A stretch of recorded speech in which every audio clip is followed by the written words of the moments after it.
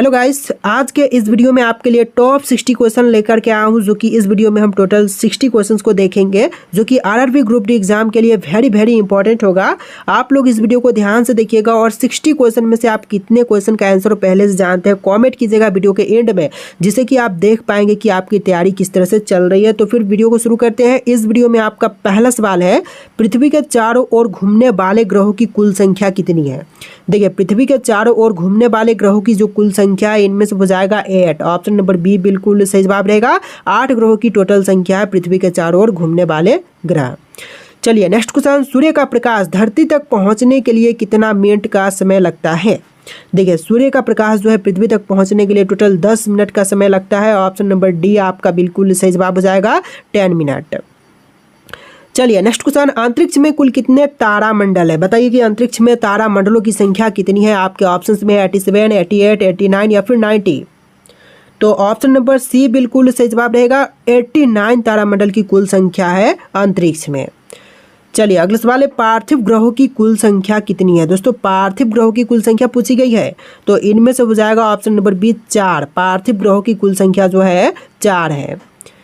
चलिए next question, सौर प्रणाली की खोज किसने की थी। दोस्तों, सौर प्रणाली की खोज करता इनमें से हो जाएंगे कॉपरनिकस। ऑप्शन नंबर सी बिल्कुल सही जवाब रहेगा, कॉपरनिकस जिन्होंने सौर प्रणाली की खोज की थी।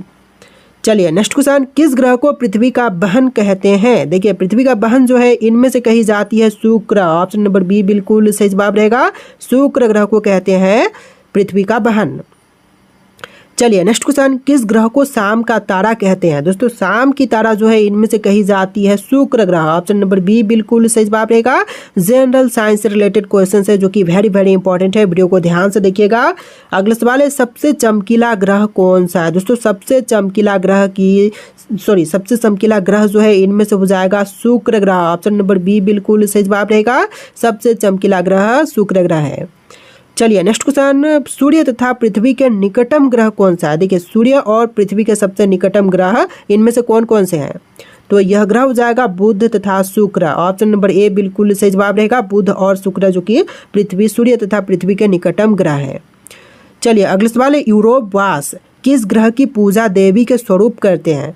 देखिए, यूरोपवासी जो है इनमें से कौन सी ग्रह के पूजा देवी के रूप में करते हैं। तो यह ग्रह हो जाएगा शुक्र ग्रह। ऑप्शन नंबर ए बिल्कुल सही जवाब रहेगा, शुक्र ग्रह की पूजा करते हैं। चलिए अगला सवाल, सौर मंडल का सबसे गर्म ग्रह कौन सा है। तो इनमें से सौर मंडल में जो सबसे गर्म ग्रह है, यह ग्रह हो जाएगा शुक्र ग्रह। ऑप्शन नंबर ए बिल्कुल सही जवाब रहेगा, शुक्र ग्रह। जो भी क्वेश्चंस पूछे जा रहे हैं सभी के सभी आरआरबी ग्रुप डी एग्जाम के लिए वेरी इंपॉर्टेंट है। वीडियो को ध्यान से देखिएगा। देखिए, क्वेश्चन नंबर 12 है, सूर्य के रासायनिक मिश्रण में हाइड्रोजन का प्रतिशत कितना है। सूर्य के रासायनिक मिश्रण में हाइड्रोजन का प्रतिशत की संख्या जो है 71% हो जाएगा। ऑप्शन नंबर ए बिल्कुल सही जवाब रहेगा, 71%। चलिए नेक्स्ट क्वेश्चन नंबर 13, बौद्ध नक्षत्र में एक वर्ष में कितने दिनों की संख्या होती है। तो बौद्ध नक्षत्र में एक वर्ष जो है टोटल होता है 88 डेज का। ऑप्शन नंबर डी बिल्कुल सही जवाब रहेगा, 88 दिन। चलिए नेक्स्ट क्वेश्चन नंबर 14, कौन सा ग्रह सूर्य का चक्कर सबसे कम समय में लगाता है। देखिए, सूर्य का चक्कर जो है सबसे कम समय में लगाने वाली ग्रह इनमें से हो जाएगा ऑप्शन नंबर ए बुध ग्रह। आपका राइट आंसर क्या होगा, ऑप्शन नंबर ए बुध ग्रह। चलिए नेक्स्ट क्वेश्चन है, सौर मंडल का कौन सा ग्रह लगभग पृथ्वी जितना बड़ा है। देखिए, पृथ्वी जितना बड़ा इनमें से हो जाएगा ऑप्शन नंबर सी शुक्र ग्रह, जो कि पृथ्वी जितना ही बड़ा है। तो ऑप्शन नंबर सी बिल्कुल सही जवाब रहेगा। चलिए नेक्स्ट क्वेश्चन, निम्नलिखित में से कौन सा एक पार्थिव ग्रह है। तो पार्थिव ग्रह इनमें से हो जाएगा ऑप्शन नंबर का डी शनि ग्रह। ऑप्शन का डी आपका बिल्कुल सही जवाब रहेगा। चलिए नेक्स्ट क्वेश्चन, नॉर्वे में अर्धरात्रि के समय सूर्य किस दिन दिखाई देता है। देखिए, अर्धरात्रि के समय में सूर्य दिखाई देती है नॉर्वे में 21 जून के दिन। ऑप्शन नंबर सी सही जवाब रहेगा, 21 जून के दिन। चलिए अगला सवाल, किस वैज्ञानिक ने खोज की थी कि पृथ्वी सूर्य के चारों ओर घूमते हैं। देखिए, वैज्ञानिक जिन्होंने खोज किया था कि पृथ्वी जो है सूर्य के चारों ओर घूमती है, तो इनमें से बुझाएंगे कॉपरनिकस। खोजकर्ता कौन होंगे, कॉपरनिकस। चलिए नेक्स्ट क्वेश्चन है, किस ग्रह को नीला ग्रह भी कहते हैं। देखिए, इनमें से नीला ग्रह जो है कही जाती है पृथ्वी ग्रह को। ऑप्शन नंबर ए बिल्कुल सही जवाब रहेगा, पृथ्वी ग्रह। चलिए अगला सवाल है, किस ग्रह को सौंदर्य का देवता कहते हैं? देखिए सौंदर्य का देवता जो है इनमें से कही जाती है शुक्र ग्रह। ऑप्शन नंबर बी आपका बिल्कुल सही जवाब रहेगा, शुक्र ग्रह। चलिए क्वेश्चन नंबर 21, नासा के किस ग्रह से संबंधित मिशन का नाम जूनो है? देखिए नासा के जिस ग्रह से संबंधित मिशन का नाम जूनो है इनमें से हो जाएगा बृहस्पति ग्रह। तो आपका आंसर ऑप्शन का सी रहेगा, बृहस्पति। चलिए अगला सवाल, टाइटन निम्नलिखित में से किसका उपग्रह है? तो टाइटन की बात करें तो इनमें से उपग्रह हो जाएगा शनि ग्रह का। ऑप्शन नंबर बी बिल्कुल सही जवाब रहेगा, शनि ग्रह का। चलिए अगला सवाल देखते हैं, शनि ग्रह को सर्वप्रथम किस खगोल शास्त्री ने देखा था? सबसे पहले देखने वाले खगोल शास्त्री इनमें से हो जाएंगे गैलीलियो। ऑप्शन नंबर ए बिल्कुल सही जवाब रहेगा, गैलीलियो ने सबसे पहले देखा था।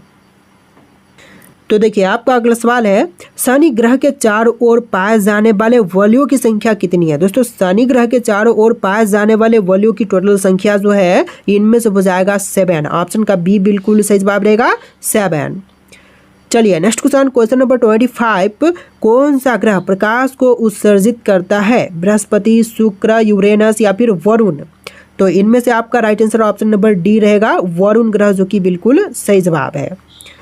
चलिए नेक्स्ट क्वेश्चन, यूरेनस के कितने उपग्रह हैं? दोस्तों यूरेनस के उपग्रहों की संख्या जो है टोटल हो जाएगा इनमें से 27, यानी कि right answer option number D रहेगा, ऑप्शन नंबर ए रहेगा 27। चलिए नेक्स्ट क्वेश्चन है, यूरेनस सूर्य के चारों ओर एक चक्कर कितने वर्षों में लगाता है? देखिए यूरेनस जो है सूर्य के चारों ओर एक चक्कर लगाने में टोटल 84 वर्ष का समय लेती है। ऑप्शन नंबर सी आपका बिल्कुल सही जवाब रहेगा। चलिए अगला सवाल है, सी ऑफ ट्रैंक्विलिटी कहाँ पर स्थित है? दोस्तों सी ऑफ ट्रैंक्विलिटी जो है यह है पृथ्वी पर। ऑप्शन नंबर ए बिल्कुल सही जवाब रहेगा, पृथ्वी पर। चलिए नेक्स्ट क्वेश्चन, किस ग्रह को पृथ्वी का जुर्बा ग्रह माना जाता है? शुक्र, यूरेनस, नेपच्यून या फिर मंगल? तो इनमें से आपका right answer option number A रहेगा, शुक्र ग्रह को पृथ्वी का जुर्बा ग्रह मानते हैं। ऑप्शन नंबर ए आपका बिल्कुल सही जवाब रहेगा। इस वीडियो को आप लोग लाइक कर देना दोस्तों। चलिए क्वेश्चन नंबर 30 है, चंद्रमा पृथ्वी का चक्कर लगभग कितने दिनों में लगाता है? देखिए एक चक्कर जो है चंद्रमा पृथ्वी का लगाने में टोटल समय लेता है 27.3 दिन। ऑप्शन नंबर सी बिल्कुल सही जवाब रहेगा। चलिए क्वेश्चन नंबर 31 है, 7 समुद्र और तूफानों का महासागर किस ग्रह में स्थित है? तो 7 समुद्र और तूफानों का महासागर जो है यह उपग्रह चंद्रमा में है। ऑप्शन नंबर ए आपका बिल्कुल सही जवाब रहेगा, चंद्रमा। चलिए अगला सवाल है, क्वेश्चन नंबर 32, एक कैलेंडर वर्ष में अधिक से अधिक कितने ग्रह हो सकते हैं? देखिए एक कैलेंडर वर्ष में अधिक से अधिक ग्रहों की संख्या हो सकती है टोटल 7। ऑप्शन नंबर बी आपका सही जवाब रहेगा, 7 ग्रहों की संख्या हो सकती है। चलिए क्वेश्चन नंबर 33 है, चंद्रमा से पृथ्वी तक प्रकाश पहुंचने में कितना समय लगता है? तो चंद्रमा से जो प्रकाश है पृथ्वी तक पहुंचने में टोटल समय लगती है 2 सेकेंड से भी कम। ऑप्शन नंबर डी आपका बिल्कुल सही जवाब रहेगा, 2 सेकेंड से भी कम। चलिए next question number 34, diamond ring की घटना कब होती है? तो जो डायमंड रिंग की घटना है यह होती है सूर्य ग्रह के दिन। ऑप्शन नंबर सी बिल्कुल सही जवाब रहेगा, सूर्य ग्रह के दिन।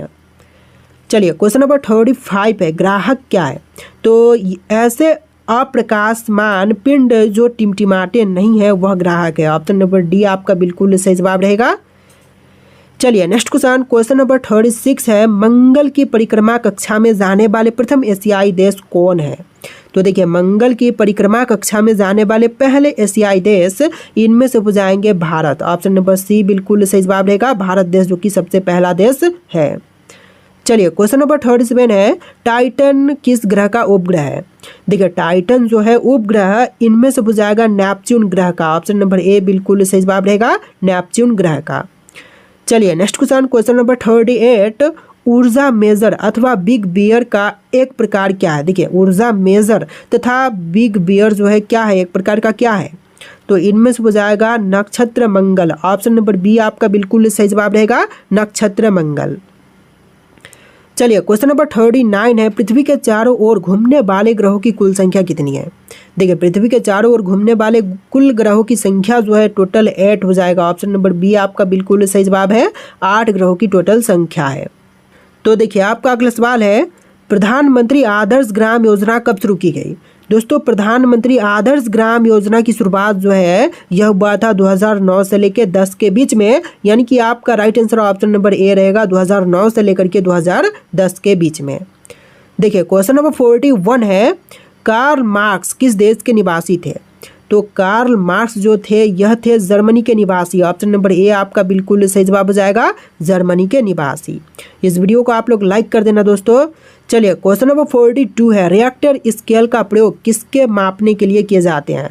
तो रिएक्टर स्केल का प्रयोग जो है इनमें से करते हैं भूकंप की तीव्रता मापने के लिए। ऑप्शन नंबर सी आपका बिल्कुल सही जवाब रहेगा। देखिए अगला सवाल, सुनामी किस भाषा का शब्द है? तो सुनामी शब्द जो है इनमें से हो जाएगा जापानी भाषा का शब्द। ऑप्शन नंबर सी बिल्कुल सही जवाब रहेगा, जापानी भाषा का शब्द। देखिए क्वेश्चन नंबर 44 है, किसे प्रकृति का सुरक्षा बल्ब कहा जाता है? तो इनमें से कहते हैं ज्वालामुखी को। ऑप्शन नंबर सी आपका बिल्कुल सही जवाब रहेगा। चलिए अगला सवाल, वह कौन सा महाद्वीप है जहां एक भी ज्वालामुखी नहीं है?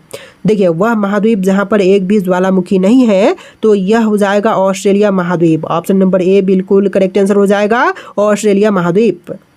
चलिए नेक्स्ट क्वेश्चन, राष्ट्रीय ग्रामीण स्वास्थ्य मिशन कब शुरू हुई? तो राष्ट्रीय ग्रामीण स्वास्थ्य मिशन की शुरुआत हुआ था 2005 में, अप्रैल के महीने में 2005 में। ऑप्शन नंबर डी आपका बिल्कुल सही जवाब है। चलिए अगला सवाल, प्रधानमंत्री किसान सम्मान निधि योजना किस तारीख को शुरू की गई थी? देखिए प्रधानमंत्री किसान सम्मान निधि योजना की शुरुआत जो है यह हुआ था 1 फरवरी 2019 में। ऑप्शन नंबर सी आपका बिल्कुल सही जवाब है, 1 फरवरी 2019 में। चलिए क्वेश्चन नंबर 48, राष्ट्रीय विकास परिषद का गठन किस तिथि को किया गया था? तो राष्ट्रीय विकास परिषद का गठन जो है यह हुआ था 6 अगस्त 1952 को। ऑप्शन नंबर सी आपका सही जवाब रहेगा, 6 अगस्त 1952। चलिए नेक्स्ट क्वेश्चन, संयुक्त राज्य अमेरिका में शून्य आधारित बजट तकनीकी को कब सर्वप्रथम अपनाया गया?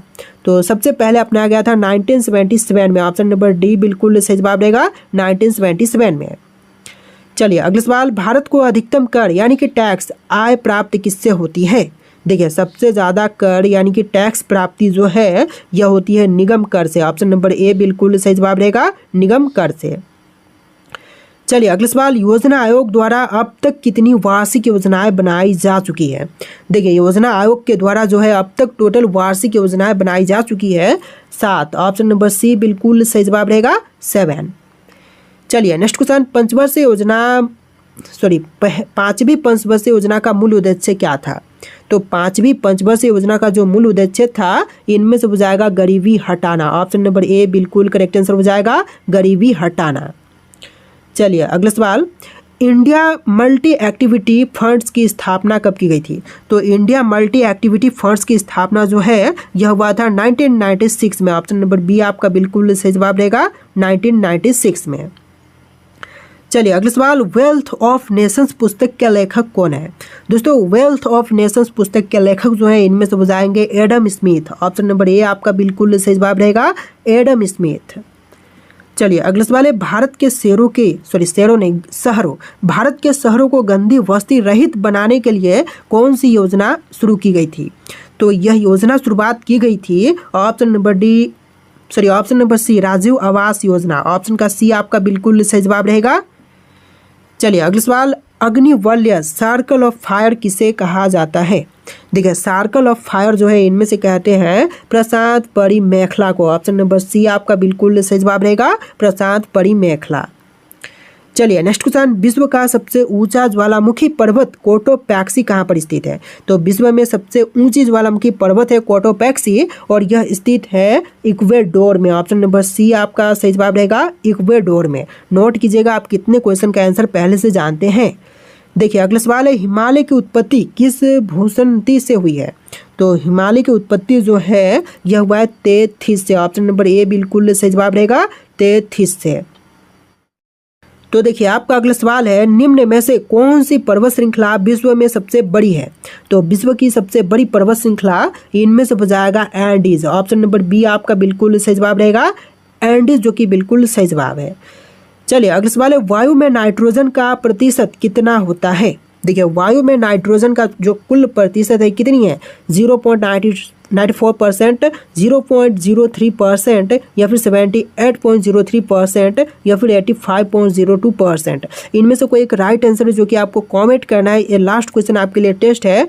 टोटल इस वीडियो में 60+ क्वेश्चन थे। आप कितने क्वेश्चन का आंसर पहले से जानते थे कमेंट कीजिएगा। और आरआरबी ग्रुप डी एग्जाम के लिए वेरी इंपॉर्टेंट क्वेश्चन थे सभी के सभी। तो आप लोग वीडियो को ध्यान से देख के वीडियो को लाइक करके चैनल को सब्सक्राइब कर लीजिएगा और कितने क्वेश्चन का आंसर आप पहले से जानते थे कमेंट कीजिएगा। चलिए फिर मिलते हैं एक नया वीडियो में।